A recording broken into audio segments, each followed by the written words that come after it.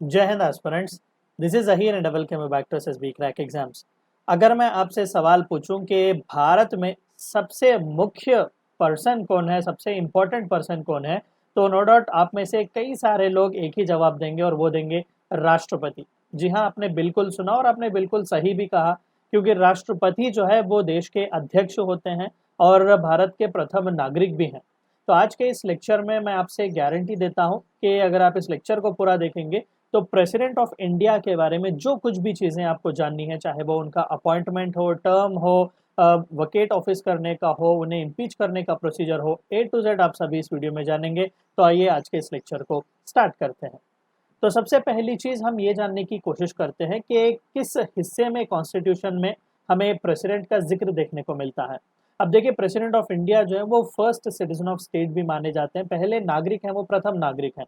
तो भारतीय राज्यांग में पार्ट 5 जो कि यूनियन एग्जीक्यूटिव से डील करता है, यहाँ पर हमें प्रेसिडेंट ऑफ इंडिया का रेफरेंस देखने को मिलता है। अब देखिए, वैसे थोड़ी देर मैं आपको रुककर ये बताऊं कि प्रेसिडेंट ऑफ इंडिया जो है वो लेजिस्लेटिव, एग्जीक्यूटिव और जुडिशरी तीनों का ही हिस्सा है। अब देखिए, एग्जीक्यूटिव का तो हिस्सा वैसे ही है, क्योंकि प्राइम मिनिस्टर और काउंसिल ऑफ मिनिस्टर जो है वो एड एंड एडवाइस देने के लिए हैं प्रेसिडेंट ऑफ इंडिया के लिए। यानी कि जितने भी एग्जीक्यूटिव ऑर्डर्स पास होते हैं वो सभी प्रेसिडेंट ऑफ इंडिया के नाम से ही होते हैं। वही लेजिस्लेचर की अगर मैं बात करूं, भले ही वो ना ही लोकसभा के मेंबर है ना ही राज्यसभा के, लेकिन जो भी बिल्स ये लोकसभा और राज्यसभा पास करती है वो तब तक एक्ट नहीं बनता जब तक प्रेसिडेंट ऑफ इंडिया अपना असेंट उसे नहीं देते। तो क्या आपको नहीं लगता कि इंट्रिंसिक हिस्सा है president of India union legislature का भी? और वैसे भी वाइस प्रेसिडेंट एग्जीक्यूटिव में भी है और लेजिस्लेचर में भी है, क्योंकि vice president ex officio chairman होते हैं राज्यसभा के। एंड सिमिलरली जुडिशरी की अगर हम बात करें तो नो डाउट वहां पर चीफ जस्टिस ऑफ इंडिया से लेकर जितने भी इंपॉर्टेंट से अपॉइंटमेंट्स हैं वो सभी प्रेसिडेंट ऑफ इंडिया के हैंड एंड सील के अंडर ही किए जाते हैं। उन्हीं के वारंट के थ्रू यहाँ पर अपॉइंटमेंट्स किए जाते हैं। और साथ ही साथ कई सारे ऐसे प्रावधान भी हैं, चाहे वो एडवाइजरी जुरिस्डिक्शन क्यों ना हो, under article 143 of Indian constitution president of India judiciary से जुड़कर ही काम करते हैं और कई सारे पार्डनिंग पावर्स भी उन्हें दिए जा चुके हुए हैं। तो यहाँ पर स्पेसिफिकली मैं उनके रोल को एग्जीक्यूटिव पर ही सीमित रखूंगा और आर्टिकल 52 से लेकर 78 के बीच हमें प्रेसिडेंट ऑफ इंडिया का जिक्र देखने को मिलता है। और पार्ट 5 जिसकी मैंने जिक्र की, जो कि यूनियन एग्जीक्यूटिव के बारे में बात करता है, तो प्रेसिडेंट ऑफ इंडिया उसी के पार्ट है। अब यूनियन एग्जीक्यूटिव का हिस्सा कौन कौन है, ये इंपॉर्टेंट सी चीज हमें यहाँ पर डिस्कस करनी है। देखिए, सबसे पहले तो हमारे प्रथम नागरिक प्रेसिडेंट ऑफ इंडिया खुद, और दूसरे प्राइम मिनिस्टर होते हैं यहाँ पर, जो कि नो डाउट बहुत ही इंपॉर्टेंट सा पोजीशन है। तीसरे वाइस प्रेसिडेंट ऑफ इंडिया यहाँ पर होते हैं, और चौथा council of ministers and then attorney general of India. जी हाँ, आर्टिकल 76 जो है वो हाईएस्ट लॉ ऑफिसर के लिए एक बॉडी प्रोवाइड करता है, एक इंस्टीट्यूशन प्रोवाइड करता है, जिसे हम अटॉर्नी जनरल ऑफ इंडिया कहते हैं। करंटली आर वेंकट रमणी जी जो है वो अटॉर्नी जनरल ऑफ इंडिया है। मैंने ऑलरेडी इस पर एक वीडियो बनाया हुआ है, मैं आपसे रिकमेंड करूंगा कि जाकर आप उस वीडियो को देखें। वो भी बहुत ही इंपॉर्टेंट सा कॉन्स्टिट्यूशनल बॉडी है। सभी पावर्स जो एक एमपी को दिए जाते हैं वो सभी powers attorney general of India को भी दिए जाते हैं। कैबिनेट की भी बैठक में वो जाते हैं, लोकसभा राज्यसभा की भी बैठक में भी वो जाते हैं, लेकिन वोट वहां पर नहीं दे सकते। सो president, vice president, prime minister, council of ministers including attorney general of India जो है वो यूनियन एग्जीक्यूटिव का हिस्सा है। अब कौन से वो आर्टिकल्स हैं जो डायरेक्टली हमें रेफरेंस देते हैं प्रेसिडेंट ऑफ इंडिया के? ध्यान से देखिएगा, आर्टिकल 54 इलेक्शन के बारे में बताता है प्रेसिडेंट ऑफ इंडिया के। Article 55 manner of election of president of India के बारे में बताता है। टेंशन मत लीजिएगा, इन सभी चीज़ों के बारे में हम आगे इन डिटेल डिस्कस करेंगे। तो article 56 term of the office of president के बारे में बताता है, जो कि 5 साल का कार्यकाल उनका होगा। आर्टिकल 57 एलिजिबिलिटी बताता है उनके री इलेक्शन के लिए, और आर्टिकल 58 क्वालिफिकेशन स्पेसिफाई करता है कि एक प्रेसिडेंट के लिए इलेक्ट होने के लिए क्या कुछ क्वालिफिकेशंस आपके पास होने चाहिए। अब आगे बढ़ते हैं, सबसे पहले हम क्वालिफिकेशन से ही यहाँ पर देखते हैं। देखिए, क्लियरली कॉन्स्टिट्यूशन ऑफ इंडिया में ही हमें ये क्वालिफिकेशंस दिए जा चुके हुए हैं कि सबसे पहला सिटीजन ऑफ इंडिया होना चाहिए। कोई भी हो, भारत का नागरिक ही प्रेसिडेंट ऑफ इंडिया के इलेक्शन के लिए होगा। रिमेंबर, यहाँ पर इलेक्शन की हम बात कर रहे हैं। इलेक्शन में खड़े होंगे, जीतेंगे, ये बाद में की बात है। इलेक्शन में खड़े होने के लिए यहाँ पर क्वालिफिकेशंस, तो नो डाउट जो कि हाईएस्ट डिग्निटरी बॉडी है, ये इंडिया का प्रथम नागरिक है, तो इंडिया का नागरिक होना ही चाहिए। दूसरा, he should have completed 35 years of age, 35 साल उनके कंप्लीट हुए होने चाहिए when he wants to compete for that position। दूसरा, not only that but he must also be qualified to be elected as a member of लोक सभा। लोकसभा के MP बनने के लिए जो कुछ भी क्वालिफिकेशंस की जरूरत है वो भी यहाँ पर उन्हें होल्ड करना पड़ेगा। वही अगर वाइस प्रेसिडेंट हो तो लोकसभा नहीं, राज्यसभा के एमपी बनने के लिए जो कुछ भी क्वालिफिकेशंस है वो उन्हें होल्ड करना पड़ेगा। और साथ ही साथ यहाँ पर ये भी कंडीशन दिया गया है कि he should not hold any office of profit. थोड़ी देर यहाँ पर रुकते हैं। सर इस वर्ड का डेफिनेशन क्या है? हमें पता नहीं है, दरअसल किसी को भी पता नहीं है।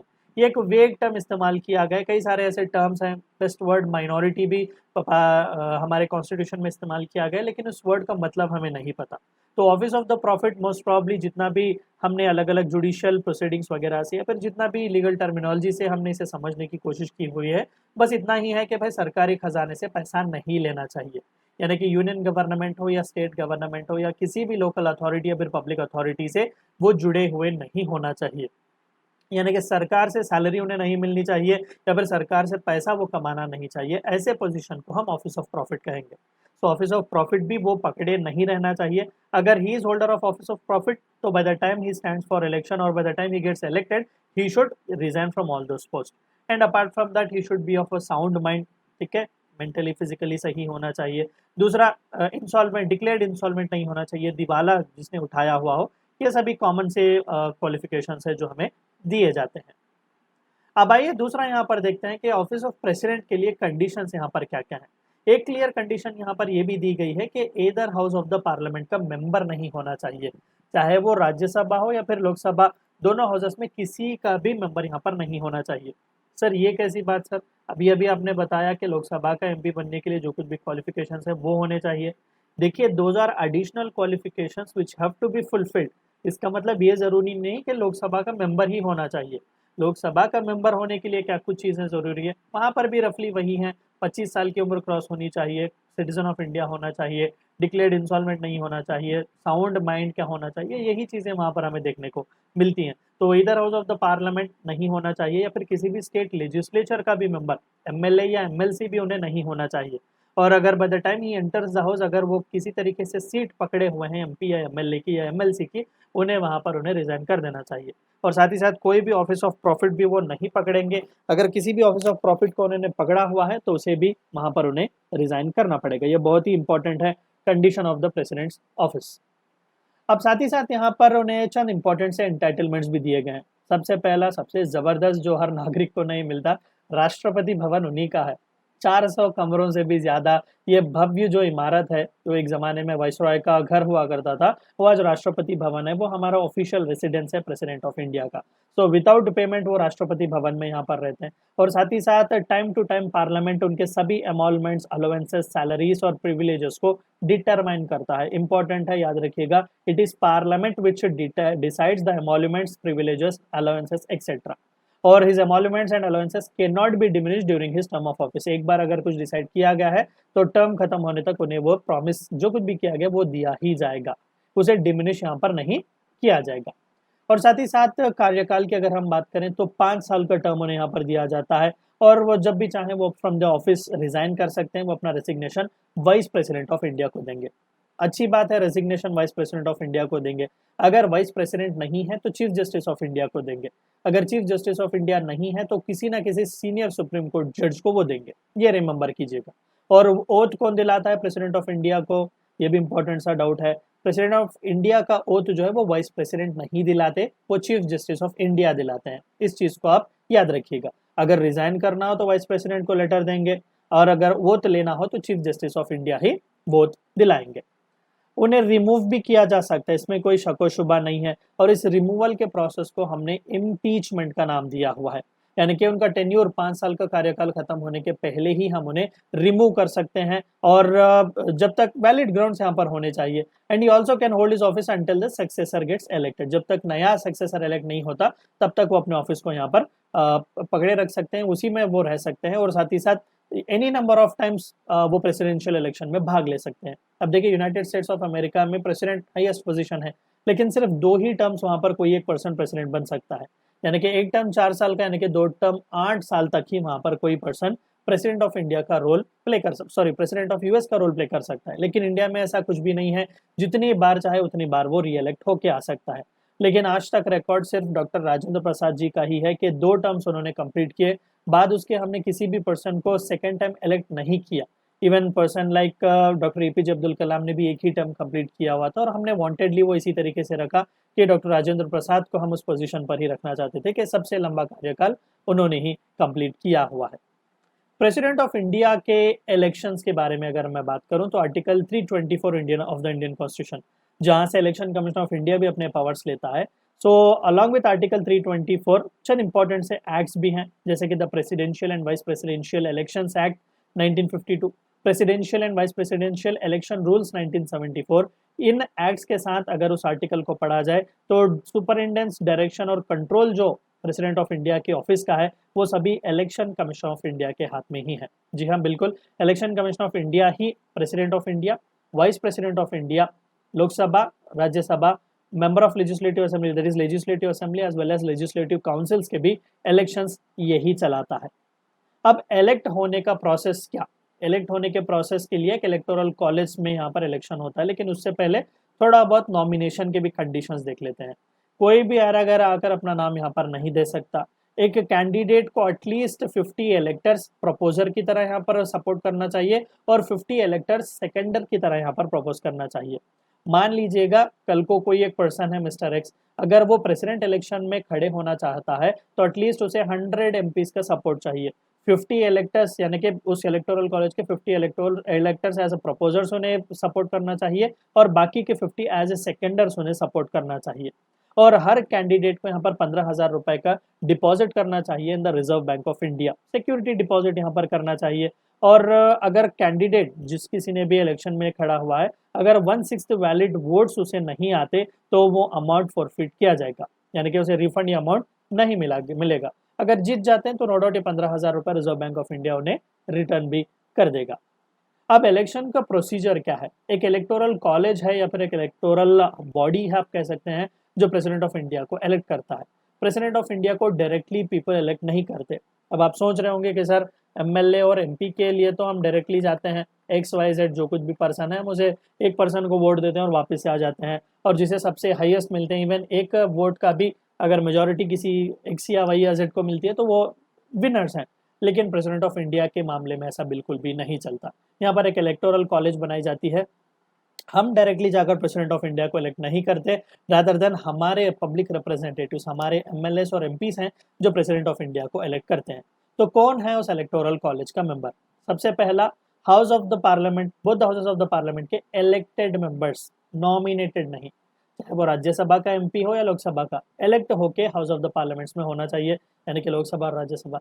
दूसरा, स्टेट लेजिस्लेटिव असेंबलीज के इलेक्टेड मेंबर्स, नॉमिनेटेड नहीं, सिर्फ इलेक्टेड मेंबर्स। और अगर किसी भी यूनियन टेरिटरी, चाहे वो दिल्ली और पुदुचेरी की बात करें, तो वहां पर भी लेजिस्लेटिव असेंबली के इलेक्टेड मेंबर्स ही होंगे। तो जहां कहीं पर भी देखिए आप नॉमिनेटेड मेंबर्स कोई भी नहीं है, ना ही एमएलसी यहाँ पर पार्टिसिपेट करते हैं, सिर्फ एमएलए ही हैं और एमपी ऐसे हैं कि इलेक्टेड है, नॉमिनेटेड नहीं है। और दिल्ली और पौंडीचेरी के लेजिस्लेटिव असेंबली के भी मेंबर्स यहाँ पर इलेक्टेड मेंबर्स पार्टिसिपेट करते हैं। तो इन सभी के बीच दरअसल इलेक्शंस होते हैं, तब जाकर प्रेसिडेंट ऑफ इंडिया का इलेक्शन हमें देखने को मिलता है। अब इलेक्शन का प्रोसीजर और विस्तार में अगर मैं बताऊं तो only elected members of the above post can take part in the elections. अभी जिन किसी का भी जिक्र मैंने किया, नॉमिनेटेड मेंबर्स हो या डिसॉल्व्ड असेंबली के मेंबर्स हो, वो पार्टिसिपेट नहीं कर सकते इलेक्शन प्रोसेस में। अब इलेक्शन प्रोसेस यहाँ पर सीक्रेटली होता है, सीक्रेट बैलेट की मदद से होता है, और यहाँ पर जो सिस्टम इस्तेमाल किया जाता है that is proportional representation system. अब मैं थोड़ा बहुत आपको यहाँ पर डिफरेंस भी बता दूं। देखिए, जब हम टेरिटोरियल रिप्रेजेंटेशन या first past the post system की बात करते हैं, तो यहाँ पर होता क्या है कि XYZ 3 कैंडिडेट्स हैं, ठीक है। मैं क्या करूँगा, मैं जाऊँगा, मैं किसी एक पर्सन को ही वोट दूंगा। मैं या तो X को दे सकता हूँ, या तो Y को दे सकता हूँ, या तो Z को दे सकता हूँ, और इन तीनों में से सबसे ज़्यादा वोट्स किसे मिलेंगे वही इलेक्टेड है। ये डायरेक्ट इलेक्शंस हैं, जिसे हम एमएलएस और एमपीस के इलेक्शंस चलाते हैं, जिसे हम first past the post system भी कहते हैं। लेकिन प्रेसिडेंट ऑफ इंडिया का इलेक्शन ऐसा बिल्कुल भी नहीं होता। प्रेसिडेंट ऑफ इंडिया का इलेक्शन कैसा होता है? Through proportional representation, through single transferable vote, यानी कि यहाँ पर कैंडिडेट्स जितने हैं उतने प्रिफरेंसेस हमें देने पड़ेंगे। मान लो कैंडिडेट XYZ 3 लोग हैं और मैं वोट देने के लिए जा रहा हूँ, तो मैं अपना प्रेफरेंस बताऊंगा कि मैं फर्स्ट पोजीशन पर X को देखूंगा, सेकंड पोजीशन पर Y को देखूंगा और थर्ड पोजीशन पर Z को देखूंगा। और यहाँ पर सिंपल मेजोरिटी के बेसिस पर सिस्टम नहीं चलता, स्पेसिफिक कोटा ऑफ वोट्स यहाँ पर लाना कंपलसरी आपको पड़ेगा। तो जितने भी वैलिड वोट्स यहाँ पर पड़ेंगे थ्रू पेपर बैलेट्स, जो सीक्रेट पेपर बैलेट्स के द्वारा होते हैं, विनिंग कैंडिडेट को एटलीस्ट 50% प्लस 1 वोट्स सिक्योर हर हाल में करने पड़ेंगे। XYZ में से जो सबसे ज्यादा लाएगा वो विनर है, वो हमारे MLA और MP के इलेक्शंस में है, जिसे first pass the post system कहते हैं। लेकिन प्रेसिडेंट ऑफ इंडिया के इलेक्शंस में ऐसा नहीं है, यहाँ पर प्रेफरेंसेस को काउंट किया जाता है। अभी जैसे कि मैंने कहा कि X को फर्स्ट, Y को सेकंड और Z को थर्ड प्रेफरेंस देंगे, तो यहाँ पर कैलकुलेट किया जाएगा, काउंट किया जाएगा कि सबसे पहले फर्स्ट प्रेफरेंस किसे मिले हैं, और फर्स्ट प्रेफरेंस अगर 50% प्लस 1 वोट मिला है then he will be announced elected. Sir अगर किसी को 50% फर्स्ट प्रेफरेंस नहीं मिला तो क्या, सेकंड प्रेफरेंस किसे सबसे ज्यादा मिला है वो काउंट करेंगे। अगर वो भी 50% क्रॉस नहीं होता तो थर्ड किसे ज्यादा मिले हैं। तो unless and until we don't get a clear cut winner, हम इसी तरीके से अपने प्रेफरेंसेस को काउंट करते ही जाते हैं until we get a clear cut winner. और ये वांटेडली इस इलेक्शंस को इतना टफ बनाया गया है क्योंकि president of India political party से उभर कर बहुत ही ऊंची एक पोजीशन है, वो पूरे देश को रिप्रेजेंट करते हैं। सो नो डाउट गरिमा उस पोजीशन की बहुत बड़ी है, तो 50% एब्सोल्यूट मेजोरिटी प्लस 1 वोट लाना यहाँ पर बहुत ही जरूरी है। तो इलेक्टर्स जो है वो सिंगल पार्टी कैंडिडेट को, अनलाइक जनरल इलेक्शंस में हम वोट करते हैं ऐसा कुछ भी नहीं होता, ऑर्डर ऑफ प्रेफरेंस के हिसाब में यहाँ पर देखो फर्स्ट सेकंड थर्ड ऐसे ऑर्डर ऑफ प्रेफरेंस में सीक्रेट बैलेट के द्वारा ही यहाँ पर कास्ट किया जाता है। अब अनलाइक जो MP और MLA के इलेक्शंस में हम देखते हैं कि आप एक पर्सन है, मैं एक पर्सन हूँ, आपका वोट का एक वैल्यू, मेरे वोट का एक वैल्यू, ऐसा प्रेसिडेंशियल इलेक्शंस में बिल्कुल भी नहीं होता। हर MLA और MP जो अपना वोट का कास्ट करते हैं उनका वोट का वैल्यू कुछ अलग होता है। MPs और MPs जो है लोकसभा और राज्यसभा, उनके वोट का वैल्यू फिक्स्ड है, दैट इज 708। सर अब इस आंकड़े तक कैसे है मैं आपको उसके बारे में भी बताऊंगा, थोड़ी बहुत आप इंतजार कीजिएगा। सो फिक्स्ड यहाँ पर वैल्यू है, ईच वोट जो MP का होता है राज्यसभा और लोकसभा का, दैट इज 708। वही अगर हम स्टेट्स की बात करते हैं तो स्टेट के पॉपुलेशन के बेसिस पर, स्टेट के लेजिस्लेटिव असेंबली के मेंबर्स के बेसिस पर यहाँ पर इस आंकड़े को डिसाइड किया जाता है। अब राज्यसभा और लोकसभा के MPs का एक एक वैल्यू 708, लेकिन स्टेट के MLAs का वैल्यू यहाँ पर चेंज होगा। उत्तर प्रदेश के MLAs का वैल्यू ज्यादा होगा रादर देन सिक्किम का। क्यों? क्योंकि वहाँ की पॉपुलेशन भी डिफरेंस ज्यादा है और लेजिस्लेटिव मेंबर्स भी यहाँ पर ज्यादा है। तो पॉपुलेशन के बेसिस पर और number of members in legislative assembly के बेसिस पर यहाँ पर किया जाता है। तो टोटल नंबर ऑफ इलेक्टर्स जो खासकर राज्यसभा और लोकसभा के MPs जो एलिजिबल हैं वोटिंग के लिए, और साथ ही साथ जो स्टेट लेजिस्लेटिव असेंबलीज में जो एलिजिबल है, मान लेते हैं कि 4809 मेंबर्स हैं इलेक्टोरल कॉलेज में, उनमें से 776 मेंबर्स पार्लियामेंट के हैं, बहुत राज्यसभा और लोकसभा, और बाकी के 4000 के आसपास के लोग लेजिस्लेटिव असेंबलीज के हैं। यानी कि टोटल वोट्स का वैल्यू अगर मैं बताऊं तो 10,86,431 है। सर अभी तो 708 हमें समझ में आया कि लोकसभा के ईच MP का वैल्यू का वो वोट है, वोट का वैल्यू है, लेकिन स्टेट्स का देखिए यहाँ पर भी एक फॉर्मूले का इस्तेमाल किया जाता है। मैं आपको एक छोटा सा यूपी का एग्जांपल लेकर मैं आपको बताने की कोशिश करूंगा। तो मान लेते हैं कि यूपी के MLA के वोट का वैल्यू हमें पता करना है, तो कैसे पता करेंगे? सबसे पहला तो पॉपुलेशन लेंगे यूपी का जितना भी पॉपुलेशन है उसे डिवाइड करेंगे by total number of elected members, nominated नहीं। यानी कि total value of vote of MLA is equal to total population of the state divided by total number of elected members in state legislative assembly into 1/1000। अगर इस आंकड़े को देखेंगे जितना answer आएगा that will be value of 1 vote of MLA from UP. वही सिक्किम की अगर मैं बात करूं कि एक सिक्किम के MLA के वोट का वैल्यू कितना होगा, तो पहले सिक्किम का पॉपुलेशन देखेंगे, वहां पर जितने इलेक्टेड MLAs हैं 32 हैं तो उन्हें कंसिडर करेंगे, इनटू 1/1000 जितना भी अमाउंट आएगा वो एक सिक्किम के MLA के वोट का वैल्यू होगा। अब आप क्लियरली देख सकते हैं कि यूपी के एक MLA के वोट का वैल्यू बहुत ही ज्यादा है प्रेसिडेंशियल इलेक्शन में व्हेन कंपेयर्ड विद सिक्किम। क्यों? क्योंकि सिक्किम छोटा सा स्टेट है और यूपी बड़ा सा स्टेट है। और अभी MLA के वैल्यू पर कैसे आए सर? 708 आपने अच्छी बात कही, तो यहाँ पर भी एक फॉर्मूला है बच्चों, total number of votes of all MLAs of the state, जितने भी स्टेट्स पार्टिसिपेट कर रहे हैं उन सभी के MLAs का वोट का शेयर कितना है, divided by total number of elected members of parliament, that is 776 members. इस आंकड़े को डिवाइड करेंगे तो रफली 708, इसी तरीके से उस वक्त कितने लोग इलेक्टेड हैं उतना आंकड़ा हमें देखने को मिलेगा। So this is how the electoral college works. I hope के क्लैरिफिकेशन आपको मिल चुका हुआ होगा। करंटली ये जो वैल्यू ऑफ वोट है वो 84th कॉन्स्टिट्यूशनल अमेंडमेंट एक्ट के तहत 2001 में जो हमने पास किया हुआ था, 1971 सेंसस को ही हम कंसिडर कर रहे हैं, क्योंकि पॉपुलेशन कंट्रोल मेजर्स के चलते हुए हमने सीलिंग किया हुआ था टेरिटोरियल रिप्रेजेंटेशन पर कि 2026 तक ये ना हम टेरिटोरियल एक्सपेंशन नहीं करेंगे, ठीक है। तो 2026 तक हमें वेट करना पड़ेगा, तब नए सेंसस का इस्तेमाल करके नई टेरिटोरियल कॉन्स्टिट्यूंसी हमें देखने को मिलेंगे। अब अच्छी बात है सर, इलेक्शन का हमने देखा, इम्पीचमेंट की भी बात बताइएगा, रिमूवल की। देखिए article 61 of the Indian constitution बताता है कि प्रेसिडेंट ऑफ इंडिया को रिमूव किया जा सकता है before expiry of the term only on the grounds of violation of constitution. सिर्फ एक ही यहाँ पर ग्राउंड दिया हुआ है, वायोलेशन ऑफ द कॉन्स्टिट्यूशन। 5 साल का कार्यकाल, अच्छी बात है। अगर वो रिजाइन करना चाहते हैं तो पहले रिजाइन करके जा सकते हैं, इसमें कोई भी शक व शुबा, इसमें कोई भी डाउट नहीं है। लेकिन अगर उससे ही पहले उन्हें रिमूव करने की यहाँ पर कोशिश की जा रही है तो वहां पर क्या करेंगे, एटलीस्ट वहां पर वायोलेशन ऑफ द कॉन्स्टिट्यूशन का चार्ज लगना चाहिए, तभी उन्हें निकाल सकते हैं। सर अब ये वायोलेशन ऑफ कॉन्स्टिट्यूशन क्या है, ये भी बिल्कुल वेग टर्म है, इसका कोई भी असल डेफिनेशन हमें बताया ही नहीं गया है कि किस चीज को हम वायोलेशन ऑफ द कॉन्स्टिट्यूशन समझेंगे। अब ये लीगल टर्मिनोलॉजी हैं, बड़े बड़े लॉयर, बड़े बड़े सुप्रीम कोर्ट के जज वगैरह ही बेहतर जाने, because they are final interpreter of the Indian constitution. अब आइए इम्पीचमेंट प्रोसेस के पास आते हैं। बहुत ही टफ इम्पीचमेंट प्रोसेस है। आज तक किसी भी प्रेसिडेंट ऑफ इंडिया को इम्पीच नहीं किया गया, ना ही किसी को इम्पीच करने का प्लान यहाँ पर किया गया।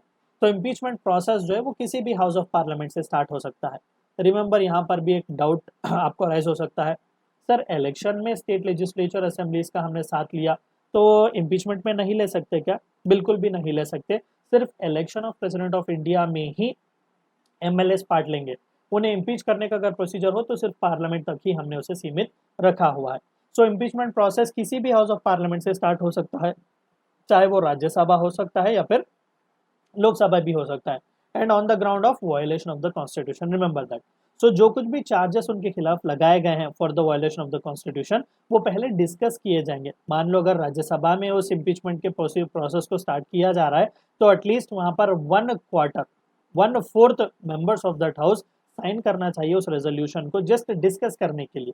अगर राज्यसभा में है तो राज्यसभा के 1/4 मेंबर, अगर लोकसभा में है तो लोकसभा के 1/4 मेंबर। और जैसा ही मान लो राज्यसभा में इस रेजोल्यूशन को लाया गया, 1/4 मेंबर ने उसे सपोर्ट किया और इस रेजोल्यूशन को 2/3 मेजोरिटी के साथ, स्पेशल मेजोरिटी यानी कि 50% of the total membership and 2/3 members present and voting, इतने लोग अगर उस रेजोल्यूशन को सपोर्ट करेंगे तो उस हाउस में उस रेजोल्यूशन को पास माना जाएगा और अगले हाउस में भेजा जाएगा।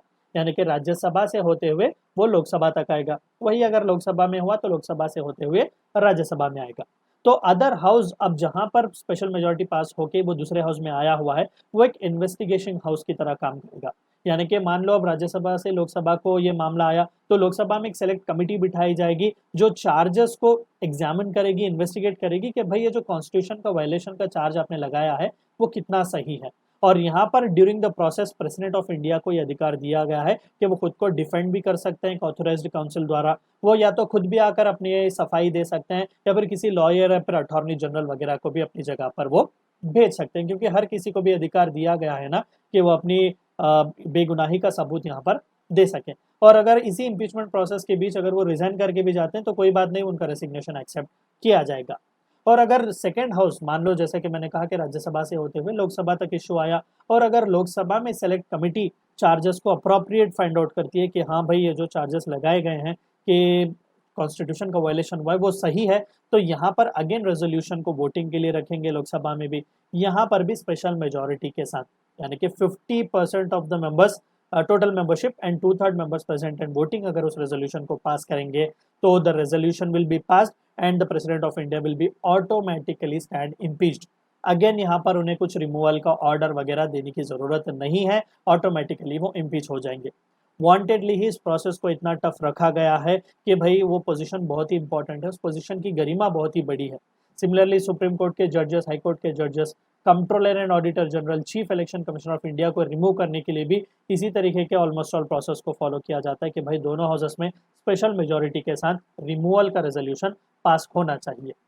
तो ये थी चंद बातें आपको जो जाननी थी प्रथम नागरिक के बारे में, प्रेसिडेंट ऑफ इंडिया के बारे में। आई होप जो कुछ भी आपके डाउट्स हैं वो सभी क्लैरिफाई हो चुके हुए होंगे। एंड वीडियो को एंड करने से पहले आप सभी को एक बार याद दिला दूं कि एसएसबी क्रैक एग्जाम के पास एसएसबी इंटरव्यू से related full fledge online course available है। हर महीने इसके नए बैचेस स्टार्ट होते हैं, अपने फ्रेंड्स के साथ भी इन्फॉर्मेशन शेयर कीजिएगा।